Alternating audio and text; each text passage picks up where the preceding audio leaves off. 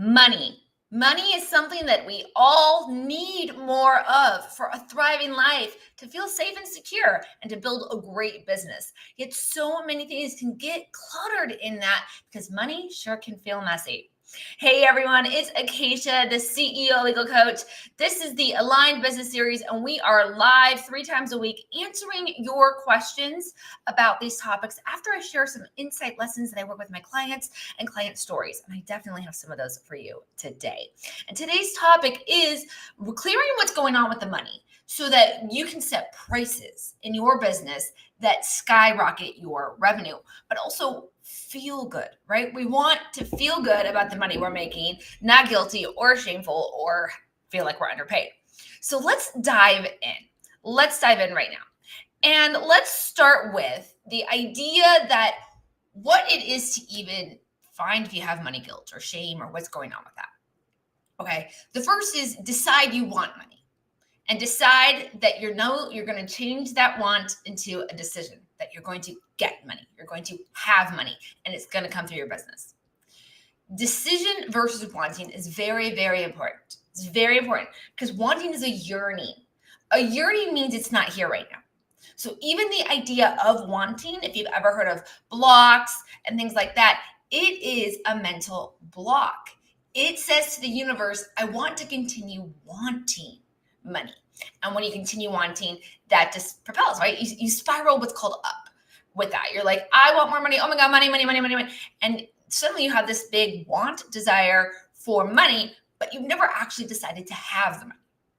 You want to decide to have the money. That's what you really want. You want that money. You don't want to want money. You want to have the money. So we first want to do that. We want to decide. But sometimes that can be a little difficult. That can be difficult. Maybe the number is intimidating. Maybe you don't know where it's going to come from. You don't know how it's going to get there. And you've got a few levels when it comes to money. So let's kind of dive into those money guilts and the fears around it. Because first and foremost, we need to even be okay with money in general. You're not going to get through your business or through clients or anything else if you're just even nervous about money in general. Which, if you're not wealthy, if you didn't grow up with wealthy parents and around wealthy people, you probably have some embedded. Because here's the thing, when you were born as a kid, you had zero thoughts about money. You barely knew where your foot was, okay? You didn't know, in fact, you didn't know where your foot was for a few more months. Money was blah. You didn't think about it. You didn't think about it as a need. Your needs as a child is, I'm hungry, I'm tired, I want to breathe, and I want to put my foot in my mouth. That's what you are as a child, right? That. So when does money start to come up? It starts to come up usually at that age of like 4 to 7, where we realize our parents are up to something. Our parents are up to something. And maybe they fight over money. Maybe they're scared of money. Maybe they feel trapped in their jobs. There's something you as a kid start to psychologically understand, even though you've never been sat down and had a money lesson about it. It's not like your parents sat you down and were like, okay, well, money is really difficult. And this only comes through jobs and things like that. But those are things that we've put into our head, right? Or I grew up in the religious context. So money is the root of evil. Wanting money is selfish. And when you have these things rolling around in the back of your head, because it's not in the conscious part, conscious you wants the money. You want to have that money. But your subconscious is embedded with all of those little things you absorbed back when you weren't like established enough to think about it. That's the thing. If somebody says something now on the news or on your social media feed, you can think, do I agree or not? But as a kid, that do I agree or not wasn't working yet. It wasn't working yet. So your subconscious has all these other beliefs. And they are about money in general. Money in general, right? They are money as a need, right? We sit there and nobody's says you're selfish or evil for wanting to breathe or wanting to eat or needing sleep every now and then, but heaven forbid you want money. Oh my God. Well, it's just as important. Money as a need. But just as air and food and all those other things are abundant in this world, money is too. Money is too. It's not that the money hasn't been abundant and like everywhere and everything. It's that our parents showed us there's a gateway. and we picked up whatever gateway our parents used or had. Okay. So you first want to go through and just explore your ideas and thoughts, maybe journal on it about what you think about money in general. And then you want to look at it as money as a need. What is your relationship with it as a need? Does that cause panic to you? Or is there this knowing that I'm taken care of? Everything is okay, right? And then we want to look at your parents. Write down everything that your parents or whomever the main like 2 to 3 adults were in your life. Usually one will be in the feminine energy and one will be in the masculine. I had different ones. So whatever yours are, whatever those examples that you would have seen them as a child growing up with money, right? Maybe it was a TV show, but it's usually whoever is our gateway to the money. Because we would ask for things we want. I really want this bike. We can't afford that. We can't. Money isn't groceries, right? So now you've been told there's a gateway to the money, to the wealth. And that gateway was not your gateway. It was the gateway your parents or whomever that adult was believed that and acted and behaved on that. So you absorb their gateway. There is no gateway. Okay. I love to remind some of my clients of the idea of like, I was told, well, we can't afford that. Well, is affording something the only way to get it? Is affording something the only way to get it? No, it could be gifted to you. You could win it. You could get a scholarship kind of a thing for it. There were so many different ways to get our access to something we wanted, but we went to our parents as the gateway, and whatever they said in response, we absorbed as truth, ultimate truth, even though it's not. Okay. So that's the next thing we want to do is look at our mindset around that. And then today I wrote an exercise that I think it was Jen Sincero I got this from. She's got a great book. You Are a Badass at Making Money. Love that book. And she talks about having her clients write a love letter to money. Have them write a love letter to money. And the idea is we have a relationship with it. Just like you would have a relationship with your parents or with your dog or with your children, with your spouse, whatever relationships you're in, there's a relationship. And we tend to have mixed signals when it comes to that relationship with money because we tend to believe you're not there for me or I wouldn't know what to do with you. And, like, I love you, but I hate you. We all have different stories in our dynamics and our relationships there. And that's something we want to explore because what is money's side of the relationship? Is it always there?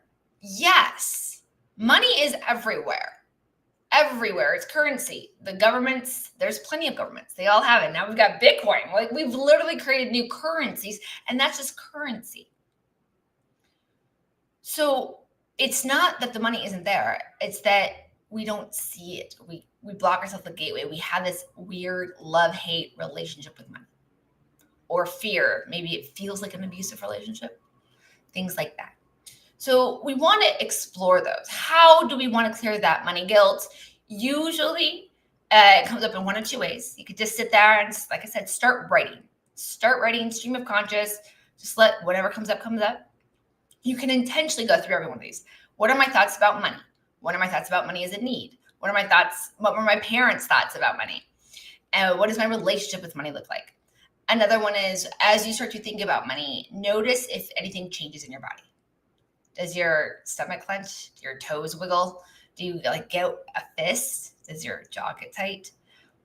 Those are signs of a somatic energy that's blocking your field of, it's creating resistance. It's a type of block. So when you're doing the law of attraction, the thing is whatever you're vibrating on, right? You're vibrating on these things. And if you have a block, like let's say, like I have a friend, really, really tight jaw. She's got to get injections and everything. And something's being stored there, right? It may not be physical, it may not be, like a cyst or anything. It might just be energy. Energy creates its own physical place in us. And so when we're thinking about money, when we're thinking about these things, does anything in your body change? And start to realize where the shifts are, because that's where some of the blocks are hanging out and get them out. Like I said, one of my favorite ways is doing somatic thinking. You can also breathe into it. There's different biohacks you could do to get in there, but you want to do that. Okay. So this is really, really important. We can't change the dynamic and our thoughts about money without being honest about them. Okay. And you can't have the money you want to have if you still keep thinking the same way you've thought about it. If you keep thinking feeling the same way you thought about it. We must change these dynamics. So we have to go through those first and foremost. Okay. But now let's go on to the pricing side. And this is where I definitely have client stories because this is something I've helped clients with a few times. And I already see some of you come into the chat. Yep, I see your questions in there. Yeah, money is important. Absolutely. The hell is this accent? I do not have an accent. I have lived all over the world, so it's probably a conglomerate of them. But I love that. Which words am I saying with an accent? I'll figure that out. But okay, back on to pricing now. When you want to do pricing, this one comes up a lot with my clients, and I hear so many different stories from them. Wow, I don't know what to do here is usually what it is. I want to do this with my pricing. I want to be a boutique like this, or I want to have a brand like that. But then they'll be like, but my competitors charge this. My competitors do it that way. The market's so bad right now. I can't charge $10,000 for a client. No, I'm having a problem getting clients at $2,000. So I tell two big stories. The first story I love to tell is the idea of I used to work for a company that had like data and basic products. So you would license data or information from them. I work for mapping companies. I work for data companies. I've worked for software companies. So you would come along and you would get whatever access to whatever dashboard or information you needed to prepare for your business planning, right? You're making a model or something, or dashboards, like I said. So one of the ones, this set of data or information would go for around $5,000. $5,000, people would come in, license it for a year or two, and they would build their models and so on off of it. Well, then they'd come back and say, hey, we're going to go public now. We're going to have an IPO. We're so excited for this. Because we've been using your data to help us plan and map the business, we want to publish these parts of it in our IPO stuff so we can get great investment, right? So we can get a great stock price. Can we have your permission to do that? And I would say, hey, yeah, but there's going to be a price tag to that use. And they're like, okay, what's the price tag? And we would make it up, usually somewhere around $75,000 to $120,000. They were paying $5,000 for this. $5,000 for 1 or 2 years of use. And now I'm telling them it's going to be $75,000 to $100,000. What? And you know what? I think every single time, I don't know that any of them ever said no. I think they all said yes, and it was usually within 24 hours. Like, how can that be? How can that be that one day it was $5,000 and the next day it's $75,000?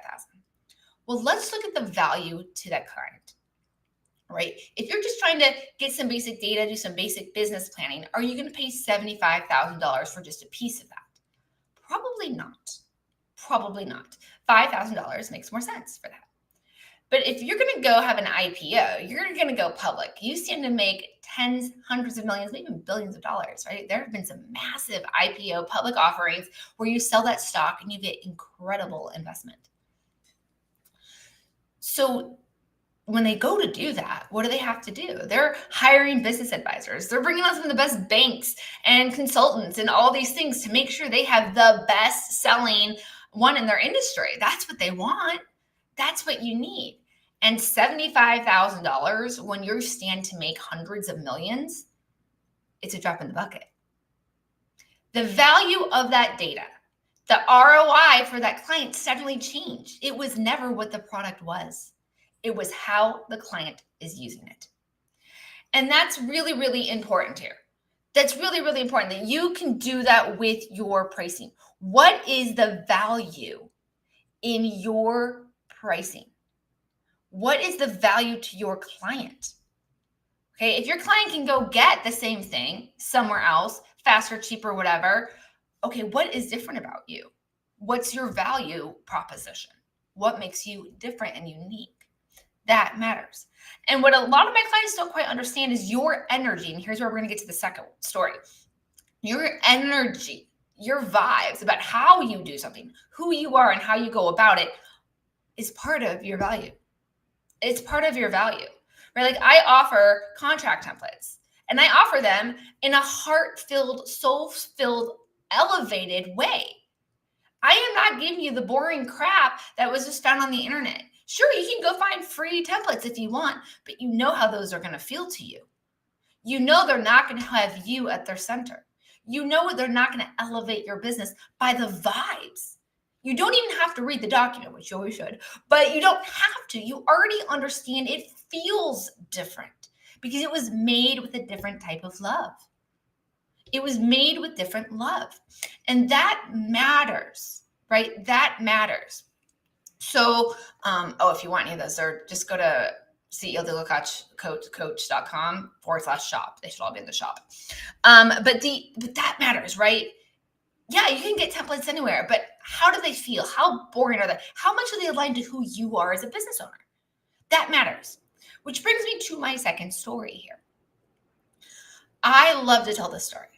When I started my business, it was just like a side thing I was doing while I was working full time. And so I would just charge, menial stuff, 1, 2, 3, maybe $5,000 for something. And that was enjoyable. It's nice extra money, like an extra $5,000 a month on the side of my job. I love that. But what was happening is I'd be like, I'm exhausted. Why am I exhausted? Because I have to go have this call now, my 5th call with this client, and this client barely pays me $200 a call, right? So I feel low vibe about that call. And it's not the client. I love my clients. I love all my clients. And it wasn't what they were asking me to do. I love that too. That's why I said yes to the project. I started to realize there was a value to me getting up and ready for the day and ready for the calls and how I felt my energy would be. So let's say you're like, you know what? I'm not charging $200 a call anymore. That's it. But then you have somebody who then comes and overcharges. Let's say now you're at $20,000 a call. Okay. If your clients are willing to pay that, they're willing to pay that. That means there is something there. Okay. It is not the number $20,000. It's how it makes you feel when you get up to have that call. When you have that call, are you like, oh shit, they're going to find out I really don't know that much. Oh my gosh, this package is not really worth it. They're going to figure it out. Am I worthy of this? I don't know. Now the number has caused you to doubt yourself. That number has caused you to feel off internally.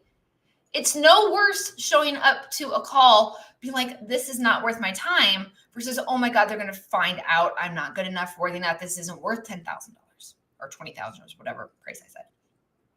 So it has an internal vibe, that mindset, those emotions, all of that is part of it. So what's the number that feels right to you? The number that's going to get you out of bed excited and happy to bring your best to your clients and is not overcharging. Just because you can charge something doesn't mean it's what feels aligned to you. We want what feels aligned to you. It's okay if there are other coaches out there that can charge $20,000, but if you feel in the vibes at $10,000, I want you to do $10,000. That's where you're supposed to be. You're supposed to do what makes you happy and feel aligned mentally, emotionally, and physically, spiritually in the moment. Okay. So, and I do have other money stories, but I will leave it to that so we can get to some of these questions. Let's get to your questions. What are your questions on removing the money guilt and that pricing fear, setting those prices? How do I know if I'm undercharging or just pricing strategically? How do I know if I'm undercharging or just pricing strategically? First thing that kind of jumps out at me with some of these words is the idea of knowing and strategic. These are thought processes, okay? Now, of course, the thought is important. You're not just going around being like, I feel into my business every day. There's a balance. You have a mind, you have a body, you have a heart, you have a soul. So the mind is part of it. The question is, how much power are we giving to the mind over your soul and your heart? So how you know is how it feels. How does it feel? if you feel aligned and whatever that is, that's the joy you want to be feeling. That's the love you want to be feeling. So if you're trying to overcharge or undercharge or being strategic, you might be overthinking. Yeah. So look at that. Know that, of course, know what's going on in the market, but just because there's a recession doesn't mean everybody else is having problems, because you're not trying to get everyone else. You're trying to get the clients that are aligned to you. Clients that are aligned to you are going to be looking to pay that price. When we go shopping for a shirt, some of us in our head are like, okay, I'm not going to pay more than $10 for that shirt. Where somebody else might be like, you know what, I'm not going to pay more than $1,000 for this shirt. It's relative. I think it was Oprah who once assumed that all throw pillows were at least $500. Right? Where others of us like, I go to TJ Maxx for my throw pillows, So what is it that is yours? That there's a number in your head, there's a number in your client's head. So don't worry if you would pay that. The question is, will your clients pay? Can I raise my prices and actually attract better clients? Yes. I teach my clients that it's not just about your price, it's the rest of the package, but that means your contract as well. So in your contract, you might have things like identification. Is there what's included and not included? Are you having any type of scope creep? Behavioral things. What about timing? What about rescheduling? All of these different types, the whole relationship as a whole. The more your clients pay, the more they want clarity and articulation about every single one of those pieces. They want less uncertainty. So when you raise your prices, there's more to it than just the dollar amount. But yes, your right client will pay that for you. Absolutely. Because if it feels misaligned, you're going to feel like they're over asking and underpaying. To somebody else, that's a perfect client. But you've said yes to something less than you're aligned to. So you're going to have responses that feel that way. Okay. So can you raise your prices and actually attract better clients? Yes. It is about the frequency. Your clients are looking for the frequency that you're on, and they need you to be in alignment to that. Otherwise, they can't find you. Yeah. Like I said, some people will pay $5 for a throw pillow. Other people will pay $500 for the exact same throw pillow or the shirt, right? It's where they're at and where you're at, and does it align? What money beliefs keep entrepreneurs most stuck? Oh, okay. It's like, it's not really one big belief that most entrepreneurs have. But what I've seen in my clients is, let's see, how do I articulate this? Everybody knows what they want. They all do. They won't let themselves believe it. They won't let themselves decide it. They come in with all these others. I want this, but that. I'm feeling aligned to this, but then there's this, and that. This part, what you want, that is your heart, that is your spirit, that is your energy being like, this is where we want to rise to. And then it's your mind, overthinking, the doubts, the guilt, the whatevers that push it back down. And so we need to remove these. So what I would say is that if there's anything in your life, you're like, this, but, get rid of everything after the word but. Get rid of all of them. Figure them out, whatever that is. And so I see that's the way I would probably describe it with entrepreneurs a lot. And it could be around a launch. It could be around starting the business. It could be about client relationships, right? I have a whole program just about client boundaries, because that's such an area where we're like, I want to be treated like this, but then they're going to feel bad and I'm going to feel bad and all these other things. And it's like, it's nonsense. Anything after the word but is a block. It can be removed. It can't be removed. And when you remove that, suddenly you go, and that's where I start to have like the big, we tripled our biggest month ever, and we've doubled our revenue. The results or whatever is when we've gotten rid of this. When we've allowed them to make a decision anyways. Screw this. Go for this. Okay. How do I avoid resentment when I have already underpriced something? Change your prices. Who says your prices have to stay that way? If you've signed a contract, obviously follow your contract. But then also tell yourself and know in your heart, this is the last time this is ever happening. Go update your templates, go update your pricing online, whatever it is, go update it right now. Right now. And then everything that you've promised is now going to be in your rear view window so far. It's going to start being in the rear view window. And let it there. Let it happen there. Finish your contracts, finish whatever you've promised at that rate, and then let those clients go. Let them go. What if I need the income now and feel scared to charge more? Okay. Charging more isn't the only way to get more income, love. Charging more is not the only way to get more income. Today's call is not about increasing your rates. Today's call is about removing guilt and fear and having prices that feel aligned. If your prices already feel aligned, don't change them. Don't do that. That's not what you're called to do, right? That's not what's in alignment for you. But if you need the money now, it sounds like you might be having a scarcity moment. You might be having a fear block around access to money. What I would say is, what if you already had the answer? If you already knew where the money was and how to go about it and doing all that, what would you do? What would that look like? Because you're telling yourself, or there's a block inside of you that was maybe implanted as a child that's putting that block in your way. And by having it there, you're having blinders. You're not seeing everything because there isn't a lack of money. There is not a lack of money. Money is everywhere, right? I live in Vegas. Just 2 weeks ago won $1 million across the street from my house, literally across the street from my house, $1 million. So money is everywhere. Money is everywhere. Let's get our hands on it and let your creativity come in. Okay.